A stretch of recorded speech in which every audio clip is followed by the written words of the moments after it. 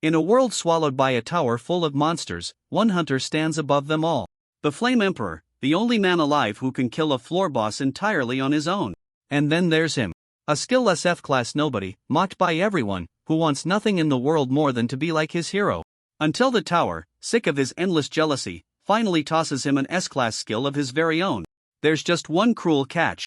To steal his killer's power, he first has to die. But the hero he worshipped hides a monstrous secret, and the instant he learns it, the Flame Emperor kills him to bury it. Except death isn't the end. With his killer's stolen power, he wakes 24 hours in the past, every memory intact. And to erase a legend, he will have to die again, and again, and again. 4,650 times. This is the story of the weakest hunter alive, who turned dying itself into the deadliest weapon in the tower. Let's begin. Breaking news from Babylon. The Black Dragon Guild, confident in their skills, set out to prove what a top guild could do. And once again, their ambitions are crushed by the world's #1 hunter. Once again, the Flame Emperor has cleared the boss entirely single-handedly. Ever since the tower appeared, the reporters gush, "You've been the only person alive to solo kill a floor boss." But the legend himself only scowls. "Why don't you do something about that horrendous nickname of mine first? Flame Emperor?" He sneers. "You might as well just call me Lame Emperor. It's embarrassing as hell." And watching from the crowd, a skillless F-class hunter named Confucius Kim feels only one thing. I envy him. If this were a novel, he thinks, a man like that would be the main character. And me? I wouldn't even rate as a supporting character. I'd be a nameless extra. Any advice for aspiring hunters? A reporter asks the Flame Emperor. Fine, he says. I'll only say this once, so listen carefully. Even if you somehow succeed, don't ever think you stand a chance against me. Because I'll kill you, he says, smiling into the cameras. And the whole world just laughs it off as the cocky charm of a hero. Confucius trudges home alone. If only I had skills like the Flame Emperor, he thinks. Then I wouldn't be crammed into this tiny studio. I wouldn't be mocked and ridiculed for being a worthless F-class. I'm so jealous it's killing me, he whispers to the dark. I just want to succeed on my own, too. Or, he dreams, if I could just have the Flame Emperor's skills, how incredible would that be? And then, impossibly, something materializes before him. A skill card. Appalled by the sheer strength of your jealousy, the tower reads, it is tossing you a skill.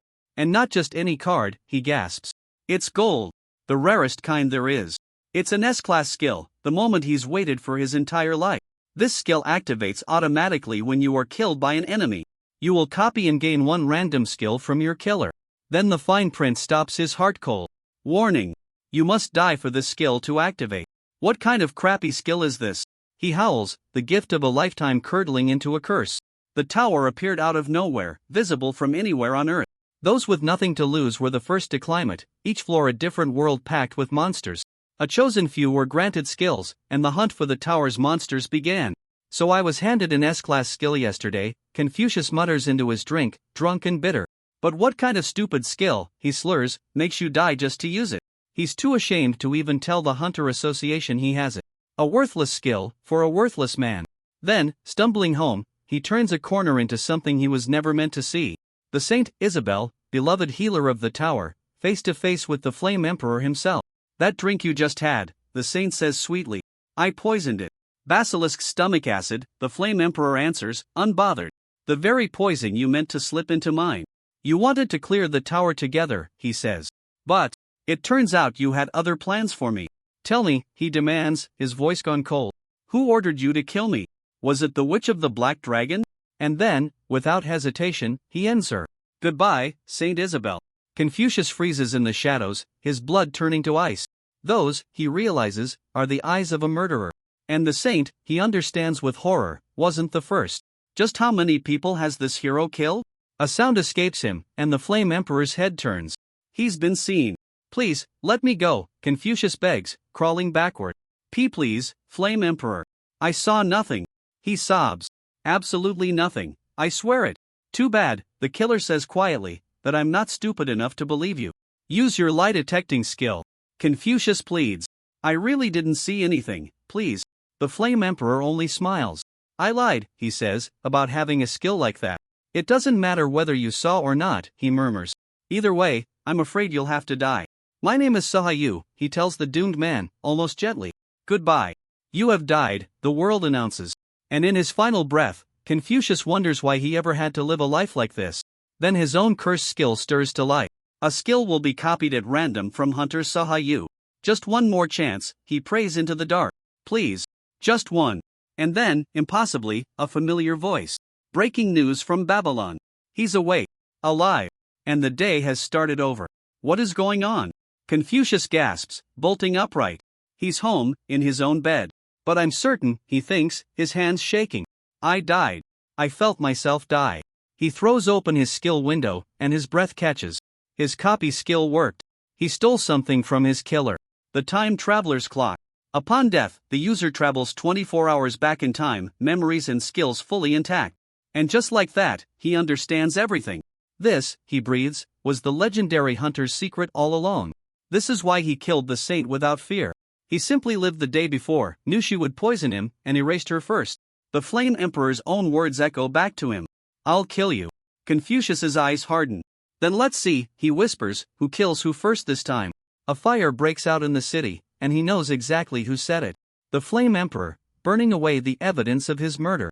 This is Babylon, the first-floor city, a place built entirely by those who came to climb the tower. And once you enter, the city has one iron rule. You can never leave. That building's on fire. The guild leaders beg the Flame Emperor. Can you help? And what, he answers coldly, do I get in return? I don't do charity work, he says, and strolls away from the flames he himself lit. Everyone else sees a brash, untouchable hero. Only I, Confucius thinks, know that murderer's true nature. I have to kill him, he decides. No matter what it takes. And so he walks straight toward the burning building. That monster, he thinks, deserves to die. This is the only way, he tells himself, stepping into the inferno. The only way I can hunt my prey. You have died. You will travel 24 hours back in time. He burns alive, on purpose, and wakes again. There's no penalty for an F-class using the skill, he notes coldly. The world's contempt for the weak has become his greatest advantage. I can't kill him now, he reasons. Even if I managed it, he'd just rewind a day, the same skill protecting him. So the only way a nobody like me can hunt him down, he realizes, is to go further back than he can. In an old interview, the Flame Emperor lets slip the date. I awakened my first skill on my birthday, 11 years ago. Confucius does the math, and his stomach drops. That's 4,650 days ago. Which means I have to die that many times. You have died. You will travel back. He begins, one death at a time, clawing his way into the past. All right, he pants, broken and bloody. Only 4,049 more days to go. 2,000 more days. Then 543. He dies and dies and dies, the count, grinding down. Until at last, he reaches it. One last day. And then, after thousands upon thousands of deaths, the clock finally stops. I did it, he breathes. He has traveled all the way back, to a time before the Flame Emperor ever became a legend. Even with every death tearing at his body and his mind, he endured all of it. All to wipe the devil's legacy from the face of the world, before it could ever begin. He rises, hollow-eyed and resolute. It's finally time, he says, to hunt my prey. 11 years ago. May the 6th, 11 in the morning. He's replayed this single day more than 10 times, planning the perfect ending. Every morning at 9, his target wakes in a shabby F-class studio. A young Sahayu, long before the title, heads off to grind slimes on the lower floors. Back then, he was nothing. Just another F-class hunter, desperate for a chance to change his life. Frustrated, the young man pays to be sent somewhere harder. An advanced hunting ground on the 6th floor. For 36 minutes, Confucius knows, the two of them will be completely alone up there. And there he waits, disguised as a wounded traveler. Please, Mr. Hunter, help me. The wolves got me. Do you have a potion? The young Soha's eyes go sharp and greedy. And how much, he asks, are you willing to give me for it? My hunt's already ruined, he sneers, and you expect this expensive potion for free? Empty your pockets, he orders. No worries, you can't, in your state. I'll do it for you. 60 gold, he counts, disgusted. Why are you so poor? There's barely anything here worth taking. And then the cruelty Confucius came to confirm. If I let you live, the boy muses, you might come back for revenge. And you've already seen my face. So why don't you, he says lightly, go to hell. The legend of the Flame Emperor was always built on murder. I'll make sure to kill you completely, the young killer says, and runs Confucius through. You told me your name once, Confucius whispers as he bleeds. Right before you took my life. My name is Sahayu, goodbye. After 4,000 deaths, he finally understands. You were never a noble knight. Just a murderer who dressed himself up as one. And this time, Confucius has not come alone. A monster he lured to the floor turns its hunger on the young Soha. You want to eat him? Go ahead, Confucius says, cold as the grave. He's useless to me. And the future Flame Emperor dies, unknown and unmourned. It's done, he breathes. Take me back to the first floor. In the new present, history has quietly rewritten itself. The expedition to clear the 10th floor has failed. And the name that once terrified the world is simply gone. The awful legend of the Flame Emperor, Soha Yu, has been erased from history. Confucius opens his status. 2 passive skills now sleep inside him. I want to be like you, and the time traveler's clock. Rank, still at. He smiles for the first time in 1,000 lifetimes. My life, he thinks, is finally about to change. An endless road of possibilities, stretching out ahead. With the Flame Emperor erased, a new name sits at the top. Blade Saint, real name Marcus Kallenberg. He was the #1 hunter before the Flame Emperor ever rose, and now he holds that crown once more. He surely has an S-class skill, Confucius thinks. A proper active power, not the strange passive curses I was saddled with. And then it dawns on him. My skill copies any hunter's power, he realizes, as long as they're the one who kills me. Which means, perhaps, even the skill of the strongest hunter of this entire age. And best of all, he thinks with a chill of delight, I can't truly die anymore. But first, a warning passes through the hunter's chat rooms. Words you must never, ever say in front of Blade Saint. If you value your life, they whisper, never mention his grandchildren. Confucius files it away. It may come in handy. Then he sets out. Time, he thinks, to track down the #1 hunter. He's easy enough to find, the only soul in all of Babylon who dresses like an old world knight. The Flame Emperor had an EX rank. Time travel skill, Confucius muses. So what could a man even stronger be hiding? Something greater still? Whatever it is, he grins, following close behind, that skill will soon be mine. But the old master doesn't even turn around. Come out now, he says quietly. Young man. I apologize, sir, Confucius says, stepping into view. I only wanted to ask you for a small favor. Weren't you tailing me so loudly, the old man asks, precisely so I'd notice you? You're a fine actor, Blade Saint says coldly. Just as I'd expect from a first-class assassin. My eyes are not so easily deceived, he says. You disgust me. And Confucius realizes, with dawning horror, this is a terrible misunderstanding.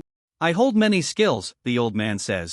And one of them tells me exactly how many people you have killed. A mass murderer? Confucius stammers. I've only killed one person in my whole life. It's a misunderstanding. 4091, Blade Saint intones. I see the number plainly, floating above your head. And Confucius understands. 1 kill for Soha Yu. And the other 4090, every single time he died by his own hand to crawl through the years. To Blade Saint, he is a cold-blooded butcher of 4,000 souls. The deadliest assassin alive. And it gets worse, Confucius realizes. As long as he has that skill, he'll try to kill me on sight, every single time we meet. I will use every ounce of my power, Blade Saint vows, raising his blade, to put you down. Devil. Blade Saint moves like lightning, and Confucius can barely keep his feet. This old man, he thinks, is absolutely insane. I got lucky dodging once, he realizes, but there's no way I escape a second time. And if word spreads that I'm a murderer of 4,000, he thinks fast, I'll be branded a wanted devil. Hunted by every great guild and every top-ranked hunter, until I'm dragged into the square and executed. I have to act, he decides, before my 24 hours run out and it's too late to undo any of this. So he reaches for the one weapon that can end this fast. Tell me, sir, he says, are your grandchildren doing well? You're from a wealthy family up north, he presses. Families like that attract such dangerous attention. You really should warn them to be careful. The old man's blade is faster than sight. As the world tips over, Confucius only thinks, distantly, how beautiful the moon looks. And in his final breath, he fixes his will on his target. I want to be like him, he thinks. I envy him. I want that power too. You have died. And his cursed gift answers once more. The skills of the strongest hunter from 2 different timelines, he thinks greedily, will both be mine. A skill card appears. I'll snatch the gold one, he thinks, just like before. In one pick. But his hand freezes. There's no gold card. There's no gold card at all. The truth stuns him. Blade Saint, the #1 hunter, climbed to the very top without a single S-class skill. Only 3 useless bronze cards, and 4 silver ones, lie waiting before him. This isn't what I wanted, he thinks desperately. I wanted his strongest skill, the secret of a legend. Come on, he begs, reaching for a silver card. Blade Saint's strongest skill. Please. Selection complete. Copying skill. And the world rewinds one more time. He wakes and checks. At least, he sighs, it's an A+ class skill. Better than nothing. But another passive? He groans. I wanted something active. A martial art, an aura, anything I could actually swing. He can't even tell what it does. The name alone gives nothing away. Then a voice cuts in, loud and irritated. Hey, Grandpa. I've told you. If you're going to train at night, keep it down. Confucius goes still. Because there is no one else in the room. Ha! He says. Who said that? If you move, the voice says breezily, I'll just float along beside you. So there's no need to wake me. Confucius whirls around, heart pounding. Who, he demands, are you? The figure blinks at him, just as startled. Wait, it says. You can see me? His copied skill finally makes sense. It binds an otherworldly being, one who cleared every floor of the tower, all the way to the 100th, to its holder. You were a spirit, Confucius breathes, bound to Blade Saint. Yeah, the spirit snaps. Why do you ask? I think, Confucius says weakly, that when I copied his skill, I may have, accidentally, duplicated you. Return me to Grandpa Marcus this instant. The spirit wails, spinning upside down in the air. This is all his fault, it sulks. This is exactly why I kept telling Marcus to treat his teacher with more respect. You should know, the spirit warns, that Blade Saint has a kill counting skill. The detective's insight. It marks every assassin and murderer. And the count hanging over your head, it says, narrowing its eyes, is 4091. You haven't even awakened your aura, it scoffs. You're a rank rookie. So how could you possibly have killed 4,000 people? I didn't, Confucius admits. I only ever killed one man, and only because he was destined to become a monster. The other 4,090, he says quietly, were all me. Killing myself, over and over, so that I could revive. To travel 11 years into the past, he explains. I have a skill that copies one power from whoever kills me. And when I die, I simply wake 24 hours earlier. In a sense, he says, I'm immortal. He was already number one in my time, and shared my time travel skill. So I had to go back, before he ever awakened it. The spirit stares, genuinely stunned. You crossed 11 whole years, it says, killing yourself every single day, just to take revenge on one man? What's your name, kid? The spirit finally asks. It's Confucius, he says. Confucius Kim. And why Marcus? It asks. He's the number one hunter alive right now, Confucius answers. To grow strong quickly, I copy from the strongest there are. And you only dare tell me all this, the spirit realizes, because the skill says no one but you can see or hear me. I can't betray a word of it. Then it drifts closer, studying him with new eyes. You've got real grit, it murmurs. Your body could be made into something. And you're ambitious. Someone like this, it thinks, just might be worth my time. All right, Confucius, the spirit who conquered 100 floors declares. Show me, he says. Show me how you hunt monsters. Confucius hunts, clumsy and raw, and the spirit watches every move in silence. Then it nods slowly. I was right, it says, about you. Grandpa Marcus might be clearing the 10th floor right now, the spirit booms at dawn, and you want 5 more minutes of sleep? It's 4 in the morning, you crazy old ghost. Confucius groans into his pillow. Even bugs wake at 4, the spirit sniffs. And you're weaker than a bug, so you ought to be up even earlier. Besides, it chuckles, you can't even really die anymore. From now on, I'm calling you Zombie Kim. It's been 4 days since he copied the master of the blade skill from the old knight. In that time he's hunted the young Soho once more, and learned to stay far, far away from Blade Saint. You're in dire need of special training, the spirit declares. And that, zombie, is going to cost you a fortune. So come on, it grins. Let's go win the lottery. There's a guild called the United Merchants, led by the Countess, the number 3 hunter in all the tower. She alone can trade goods with the outer world, which is how her guild came to control the tower's entire economy. And they alone are allowed to run the lottery in Babylon. So Confucius strolls in, already knowing every winning number. I'm here, he says calmly, to claim my prize. The clerk's jaw drops. First place. 53,000 gold. He wins it openly, on purpose. If a quiet winner turns up murdered, he reasons, the guild has questions to answer. Winning in public is the safest play. A top-class manager comes to greet him personally. Arthur Taylor, he says, though most call me the safekeeper. Back in the outer world, the manager notes, this would be worth about $5 million. But to Confucius, the gold is only a means to an end. My true goal, he thinks, is to conquer the tower and stand at its peak. I'll store it here, he decides. Having seen a light far more dazzling than gold, the money can wait. And there's one more thing, he adds. I'd like to buy an honorary membership in the United Merchants. A guild isn't for making friends, he knows. It's for protection. To be shielded under a powerful name. He learned this lesson the hard way. Both the Flame Emperor and Blade Saint killed him without facing a single consequence. The Flame Emperor joined no guild and made himself a target, which is exactly why people dared to poison him. I won't repeat his mistake. And find me a proper home, he asks. I'm done living in a cramped little studio. That's remarkably thorough of you, sir, the manager stammers, thrown by how sharp this lucky F-class really is. This, Confucius thinks, smiling at last, is only the beginning. For 4,000 days I chased nothing but revenge. Now, finally, it's time to enjoy everything I let myself miss. You've finally got the gold to pay for your training, the spirit says. So what should a smart student do now? Find a skilled teacher? Confucius offers. Ahem, the spirit huffs. You already have the very best one floating right in front of you. You need something to start with, it says. An elixir to forge your body, or a scroll of martial principles.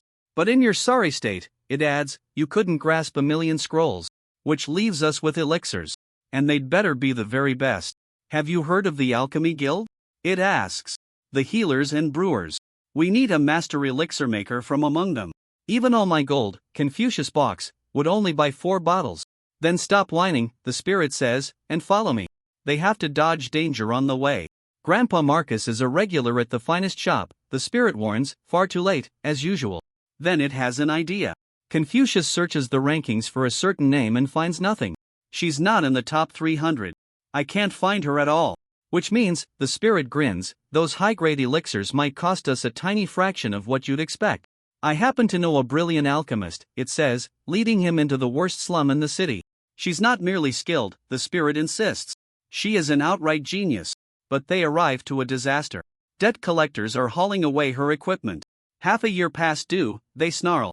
Time to pay up. Her potions were absurdly overpriced, the neighbors gossip. 40 gold for a single health potion? No wonder her shop went under. From the wreckage, a desperate young woman calls out. Wait. Before you go, won't you try one of my health potions? Please? Don't tell me, Confucius mutters, that this is your genius alchemist. How is that broke loser a genius? But the spirit is certain. That woman, it says, is neither a fool nor a failure. Trust me. So Confucius steps forward. If you're still open for business, he says, I'd like to place an order. A very big one. For this, the spirit knows, is the future master alchemist. A genius who will one day become the 5th-ranked hunter and lead the Academy Guild. How big an order? She asks, dazed. Oh, Confucius says lightly. Around 20,000 gold's worth, just to start. One day she'll be a titan I wouldn't dare oppose, he thinks. But if I can befriend her now, while she's still nobody, then I'll have hit the real jackpot. So what are you waiting for? He smiles. Please, take my order. Tears spilling, she clutches the order like a lifeline. I'll be your #1 supporter, she vows. I swear it. She ushers them inside her cramped, cluttered workshop. Sorry about the mess, she says, flustered. Are you really willing to order 20,000 gold's worth? She asks, hardly daring to believe it. If it's possible, she adds, cheeks burning, would you mind paying right now? She's clearly drowning in debt. But she sets one firm condition. If you've come for narcotic drugs, she warns, I'll have to refuse. That is something I will never make, she says. It goes against my morals. Her shop was seized only hours ago, and still she turned down a fortune. Over principle. There's far more to this woman than meets the eye. No drugs, Confucius assures her, and recites a recipe the spirit feeds him. A rabbit pig's liver, he says. Listen carefully. The eyes of a balloon cat, the skin of a giant desert worm. 23 rare ingredients in all. Combined just right, he says, they sharpen the body's reflexes to their absolute limit. And then she proves herself.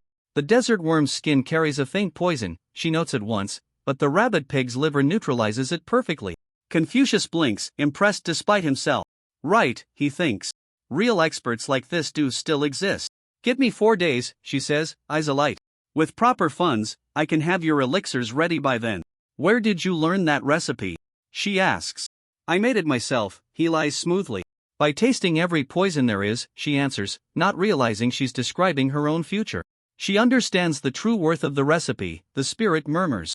Have a little faith in her. I still think she's going to scam us, Confucius mutters. We'll see, zombie, the spirit says. We'll see. You only grow stronger, the spirit insists, by training in real danger like this. So it throws him straight into a monster's path.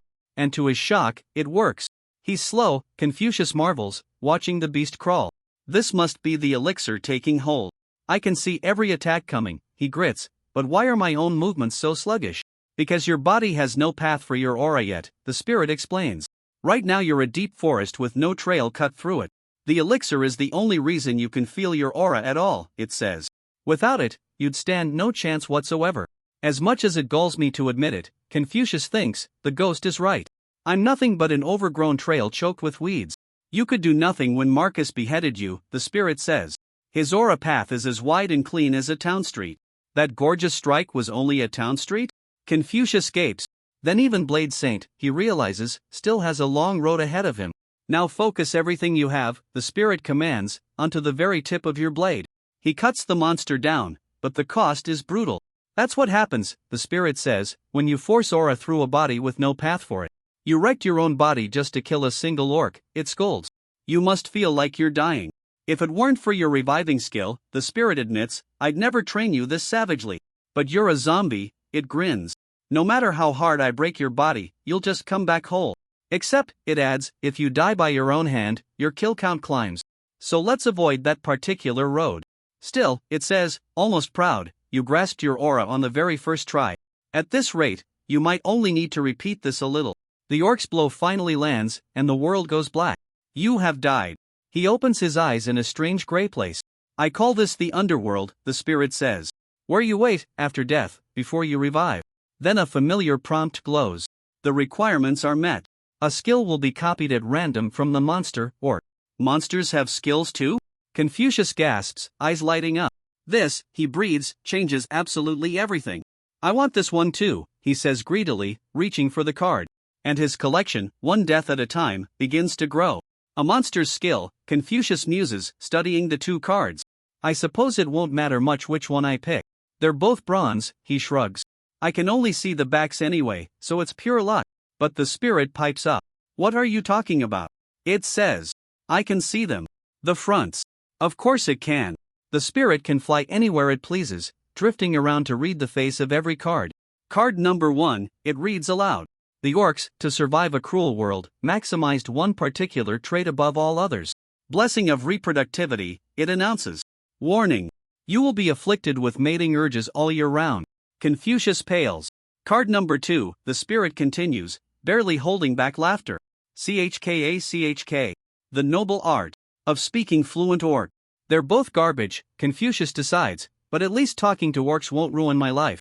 I'll take CHKA, selection complete. Copying skill. And so the legendary suicide hunter adds, to his arsenal, the ability to chat with orcs.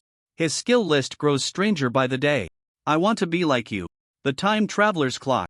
Master of the blade. And now, CHKA.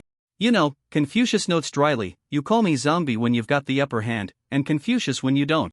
Then he puts his silly new skill to work. CHKA, he says sweetly to a charging orc, and the creature freezes, utterly disarmed. And he strikes. You cheating bastard. The spirit cackles. Tricking a poor honest orc like that. Innocent orcs are dying, it wails in mock outrage, because of dirty schemers like you. Confucius only smiles, wiping his blade. Enough complaining, he says. It's time we cleared the 4th floor. 1 week later, he stands over a fallen boss. The great goblin king, brought low. How, the dying king rasps in disbelief, can anyone but me speak the language of the great king so perfectly? Confucius only grins, the skill already copied. Out of everything I've fought this week, he says, you were the strongest.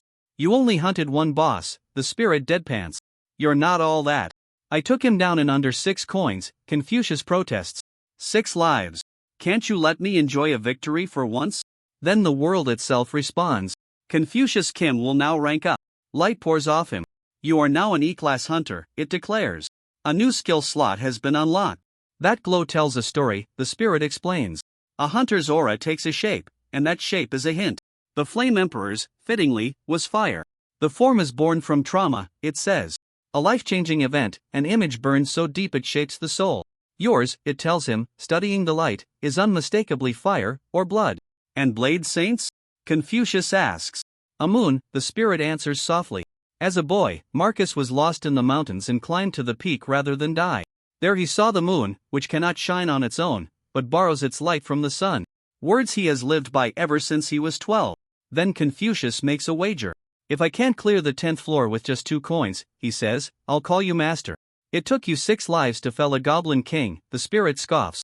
How could you possibly clear the deadly 10th floor on 2? And if I win, Confucius smiles, you address me, ever so politely, as Sir Confucius. But a floor guardian blocks his path. Hunting this floor alone, he says, is simply suicide. Didn't you see the news? The Black Dragon Guild sent 34 elite hunters at the 10th floor, and still they fail. So Confucius spins a tragic lie. The truth is, he says, voice breaking, I actually want to die. My lover passed a year ago, he weeps, and the Alchemy Guild has just diagnosed me with an incurable disease. Here, he says, pressing over a purse of gold. This is all the money I saved for treatment. I won't be needing it where I'm going. It's my final wish as a hunter, he says. The guardian wipes his eyes. I understand, he sniffs. I'll pretend I saw no one enter. This is quite a performance, the spirit notes flatly. Are you filming a movie? Whatever gets us to the 10th floor, Confucius shrugs. And there he stands, at the threshold. This was the floor the Flame Emperor was always meant to conquer. But now, Confucius vows, stepping into the dark, it's my turn to carve out a legend even greater than his. And from the shadows, small giggling voices drift out. Did you come to play with us? They coo. Let's play. Freeze tag? Hide and seek? The mightiest guild, the Black Dragon, has failed the 10th floor 30 times over. Being lucky is also a skill, the Flame Emperor once sneered. You losers. It raised a question no one could answer. How was the Flame Emperor the only soul ever to clear this floor? The rule is simple, the giggling boss explains. Among thousands of dolls, find the one that's real, and destroy it. But the whole arena is drowned in flame, hellfire conjured from raw aura. Even shielding himself, Confucius has only minutes before it burns through. And the cruel trick reveals itself. This fire does nothing to a hunter whose aura takes the form of flame. That is why only the Flame Emperor could win here. There are only 2 ways to clear this floor, the spirit says. Beat impossible odds and find the real doll in one guess, or outlast the fire long enough to search. With his aura failing, Confucius gambles and grabs a doll at random. Gotcha, he says. Wrong, the boss sings. It's not the one. The flames take him. Time's up, zombie, the spirit murmurs. Kill me quickly, Confucius gasps through the burning. I can't believe you'd let yourself burn alive just to become the greatest, the spirit says, almost in awe, as the world goes white. And in death, his skill answers again.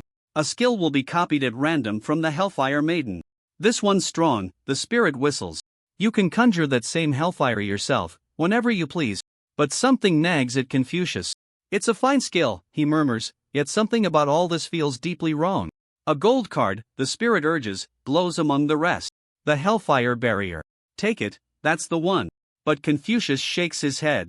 The fake dolls weren't burning either, he realizes. And that's only possible if the real doll's fire protects every doll around it. So he chooses a different card entirely. Always be careful of fire. The very immunity that hides the true doll in plain sight. He dies once more to claim it, but this time the world adds a warning. There will be a penalty for using your skill. A trauma from the one who killed you, it reads, will now be reenacted. The Hellfire Maiden's trauma. And the darkness pulls him under. He opens his eyes in someone else's memory. Please, mister, a starving orphan begs. Can you spare me some bread? Even leftovers are fine. A kindly doctor takes the children in. Come with me, he smiles. Many of your friends are already at my mansion. Let me treat you. But behind closed doors, his voice turns to ice. Only a beast barks for food when it's hungry, he sneers. I know you're kind, you orphans. You're the children of witches, he proclaims to a gathered cult. The poison of this land. We shall save our world by offering you to our God. Where, one small voice weeps, do you keep taking my friends? Why do you keep hurting us? Why? And Confucius understands. This is the 10th floor boss's true form. Not a monster, but a murdered child. The bosses, the spirit says quietly, are forged from the lives they once led. Most of them, long ago, were living, breathing people. The mansion goes up in flames. The cultists flee with their gold, leaving the children caged in the cellar below. We did nothing wrong, the small voices cry as the fire closes in. We only wanted to not starve. We only wanted to play a little more. That boss is only a monster now, the spirit says, not unkindly. Those children perished long ago, in a world you can't reach. There's nothing to be done. This, it adds, is surely what the Flame Emperor decided too. He'd have found the real doll and destroyed it without a flicker of hesitation. But Confucius's jaw sets. I don't, he says, want to be anything like that bastard. Then the truth of the skill clicks into place. The Hellfire Barrier reads, no one can leave this hell without your permission. That's how the Black Dragon survived without ever winning, he realizes. The boss simply gave them permission to leave, because all it ever wanted was one thing. Play with us, the children plead from the flames. Play with us. Okay, Confucius says softly, cloaking himself in fire immunity. I'll play with you. Mister, a child gasps, you're not catching fire. Then can you really play with us? Of course I can, he smiles. We're playing hide and seek, he announces, warm and bright. So go on, hide. Hide well, before I come and find you. It isn't a battle at all, the spirit realizes, watching. It's a rite. A way of comforting souls that were never allowed to rest. Gotcha, Confucius says, gently, finding the last of them. There. Now you're it. And for the first time in an eternity, the children are at peace. Kind sir, they whisper, fading into light. Thank you. The tower itself responds. Normal stage cleared. Hidden stage cleared. The boss stage has been cleared. He did it, his own way.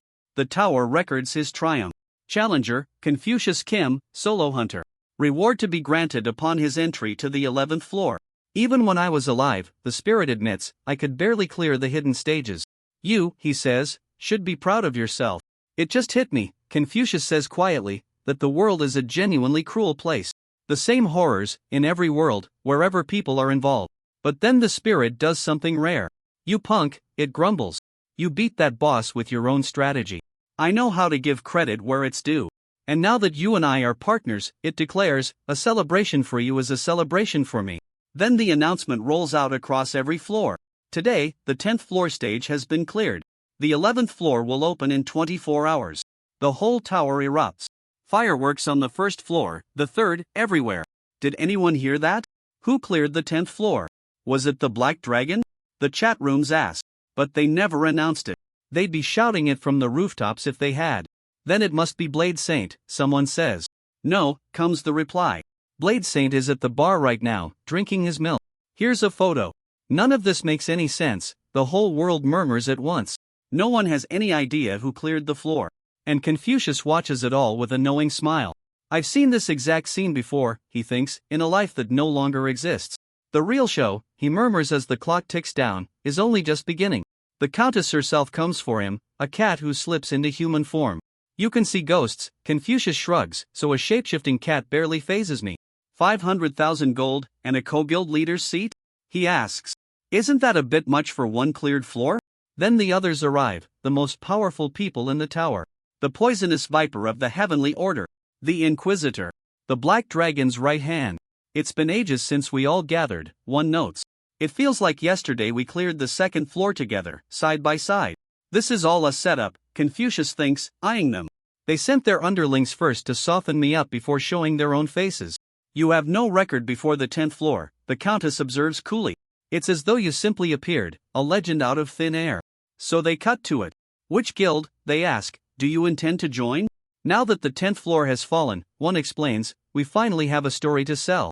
A way to make the whole world curious about the tower again. It could even ease the food shortage, says another. The trade routes to the outer world are no longer enough. We need fresh blood, new hunters. What we need, the Countess says, is an icon. A face to inspire both worlds. And you want that face, Confucius says, to be mine. This is a hard choice, he muses, producing a deck of cards. So how about we settle it with a game? We'll play poker, he proposes. If any of you wins, I'll join your guild. No money, no conditions. And if I win, he says, I get simultaneous membership in every one of your guilds. An ordinary member to the world, and equal to all of you. Skills are banned, of course, he adds. Get caught using one, and you forfeit on the spot. Agreed? Then he turns to his invisible partner. Just for this game, he murmurs, you'll call me sir? But you, he adds, will tell me exactly what every one of them is holding. No problem at all, sir, the spirit cackles, drifting behind their chairs. Sir, the spirit whispers, drifting over a shoulder. This woman has a straight. I'd fold this round. Hand after hand, Confucius bets without a flicker of doubt. I'm going all in, he says. This makes no sense, a guild leader snaps. 30 rounds, and he hasn't lost a single one. He never falls for a bluff. You never know. Confucius says innocently. Maybe I'm just a very experienced poker player. It's so unfair of you to call me a cheat. Wait, he adds. How did you know I'm not an F class anymore? I ranked up to E. I just hadn't told the bureau yet. But the Countess only smiles. I knew he was cheating from the start, she says. Did you really think a rookie would suggest this game without a trick up his sleeve? He challenged us, she explains, precisely because he was confident he could win without being caught. And we accepted anyway. Winning would be nice, she shrugs. But even losing costs us nothing. Either way, this young man ends up ours. I was born in a place once called Ukraine, she says softly. I lost my family to war, and wandered both worlds my whole life. But in this tower, none of that matters. No one cares about your past here. We made sure of that. We're all equals, all challengers. The outer world calls this place a dump, Confucius notes. The Countess only smiles. Roses, she says, can still bloom even in a dump. When that clock strikes 0, she warns him, the whole world will speak your name. Your life will never be the same. I hope you'll handle it wisely. Sounds good to me, he grins. I like attention. I want everyone to praise me, and envy me. That's just who I am. On the final hand, he pushes everything forward. I'm going all in, he says. I'm confident in myself. I don't expect to be your equal just for clearing one floor, he tells them. What matters is who climbs the tower first. That's who deserves to be called a hero. All I want from you, he says, is your support as I climb. I want to taste what it feels like to stand at the very top again. You really are exactly like Blade Saint, 1 liter size. The two of you, both bottomless pits of greed. Then the cards turn over.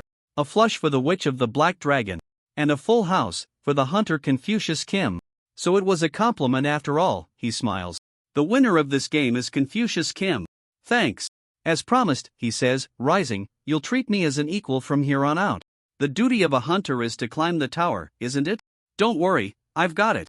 Finally, the spirit groans the instant they're alone. I can breathe again. Sir Confucius, my ass. He never lets it go. Roleplay, Confucius says, looking up at the next floor. That's the theme of the next 10 levels. The only hint they gave me for clearing the 10th. And quietly, he makes a vow to the ghost at his side. I promise, he says. Someday, I'll repay this debt.